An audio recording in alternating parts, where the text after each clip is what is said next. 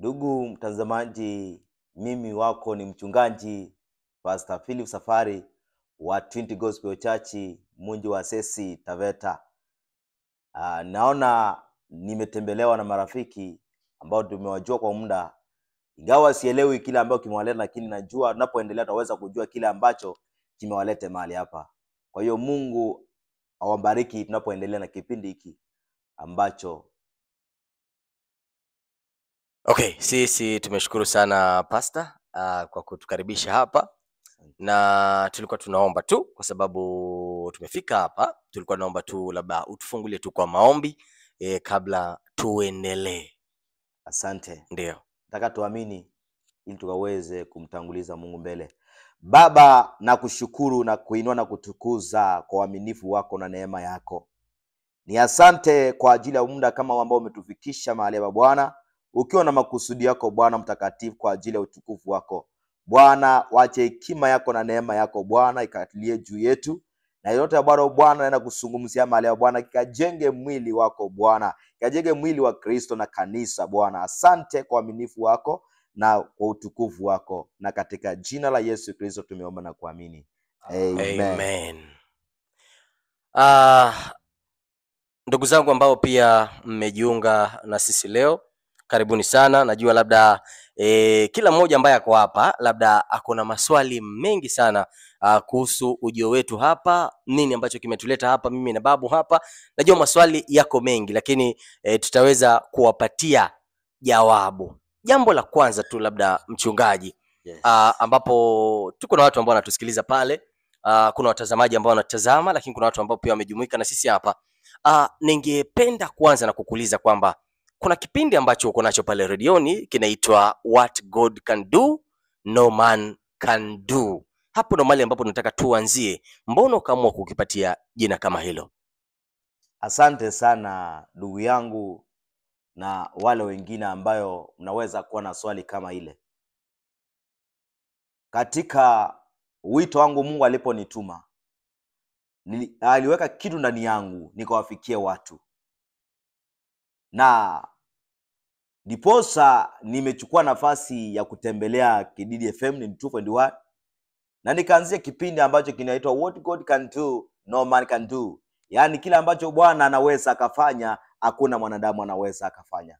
Kwa sababu nimeona mahali tunaelekea katika gospel, tunaondoa kwenye ile misingi ya Kristo ama misingi ya mitume ambayo ilijengwa katika neno na maombi.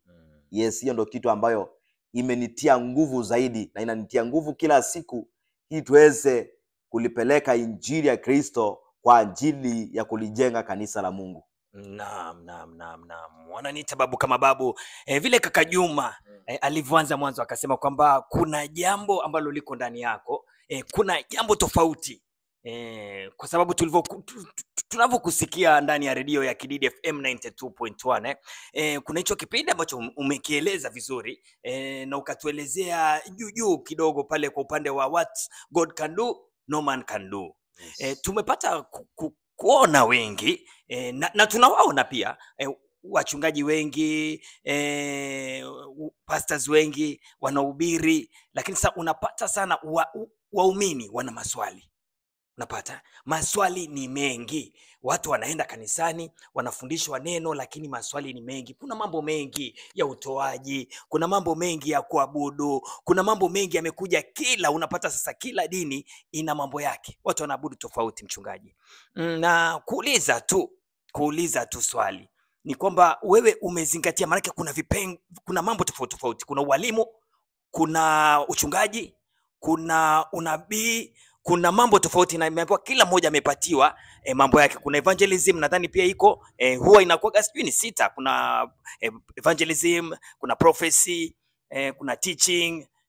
Sasa sijui upande wako wewe haswa, Mwenyezi Mungu amekupatia upande gani haswa?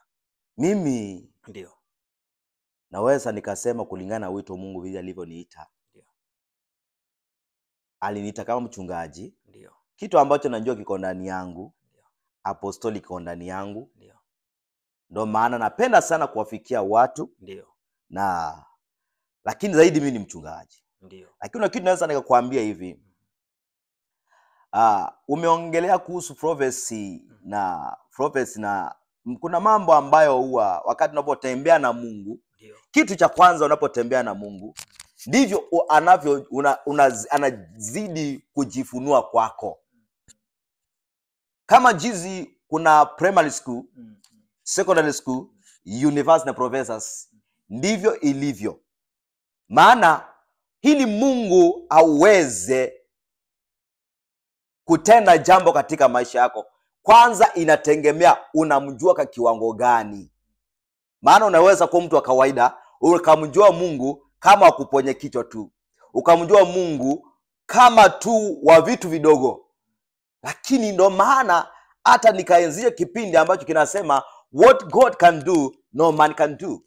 Maana kuna wakati unategemea dada ama ndugu, yule msaada una uwezo akakuangusha, na wengine wakajinyonga, wengine wakajichukia kwa ajili ya wazazi, wengine wakajichukia kwa ajili ya watoto. Lakini nataka tufocus kwa Mungu, maana ndiye aliyetuumba kwa uweza wake, na ndani yake yote yanawezekana. Kwa hivyo zaidi ni tufundishe neno la Bwana, ambayo ishara zitaambatana kawaida. Ishara za uponyaji, miujiza zitaambatana. Lakini zaidi watu wajue the basic need. Nini maandiko nasemaje kwenye kitabu ambacho ni cha Matthew. Ndio. Matthew 28. Matthew, utasoma Matthew 28 ule mstari wa 18, 19. Tuone kile ambacho Kristo alinena pale. Nitasoma Matthew 28 verse 18. Okay. Yesu akaja kwao, akasema nao, akawaambia, nimepewa mamlaka yote mbinguni na duniani.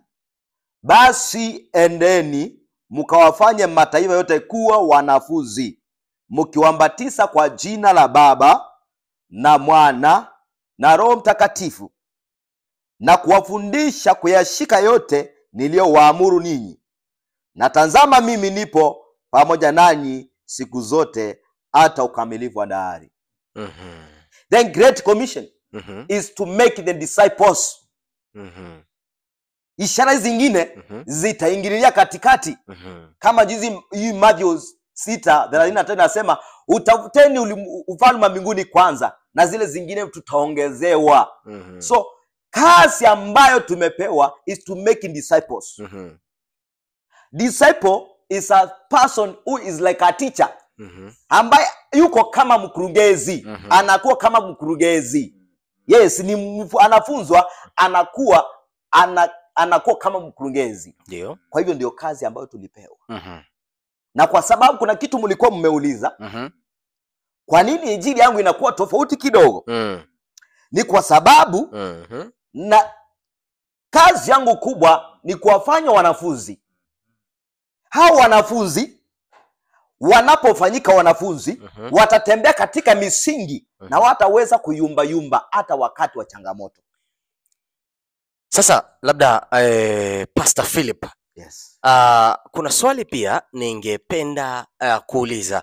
Ukiangalia katika karne ya sasa hivi, watu wengi sana wanapitia changamoto, watu wengi sana wanapitia hali ngumu, na mtu akienda kwa mchungaji anataka ule utabiri pale, niambie mambo yangu yanaenda vipi, nani ambaye anasababisha haya mambo. Na unapata watu wengi wanaenda pale, wanaombewa, na baada ya kuombewa pale anarudi, labda mambo yako sawa kidogo, mambo yanakuja pale kufanya nini? Mambo yanakuja kuharibika. Mimi binafsi mwenyewe sitasema mtu fulani aliniambia, nilikuwa nakusikiliza kwa redio pale, ukaongea jambo fulani, ukasema kwamba mambo huwa hayafanyiki tu, mambo huwa yanasababishwa kufanyika.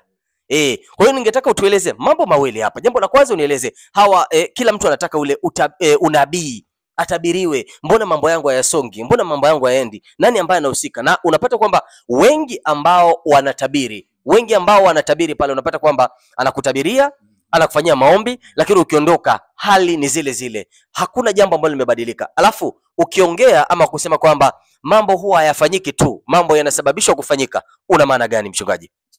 Asante sana kaka Juma. Ile swali ambayo umeuliza, kile ambacho kinafanyika, naamini tumelelewa kwenye misingi ambayo ni ya Kiafrika, Ndio. ambayo ni misingi ambayo inaamini sana kuwa ili ufanyike jambo kwako kuna mtu ameingilia kati. Na wengine tukalewa kwenye misingi ambayo tulitegemea uganga na ushirikina, kukwenda kwa ungaguzi. Na wakati ambapo tulikuja kanisani, hatukuiacha hiyo akili kule, tuliingia nayo katika madhabahu. Na kwa sababu kuna mahali Yesu akawaambia, nyinyi ni kizazi cha nyoka. Ndio. Maana hamtafuti ile mbingu, mnatafuta miujiza. Lakini hao miujiza, Mungu ana shida na miujiza. Ndio. Miujiza anaifanya na ana shida na kusungumuza. Ile kitu kimefanya wengine Ndio. kwa jina wakajiita manabii. Na nabii is not a seat. Mimi mchungaji ama mchungaji yote yule, roho ya unabii inaweza ikamkalia, maana anatumika katika ufalme. Hizi ni kazi zote zinafanyika. Inaweza ikamkalia akatoa unabii ama akaona.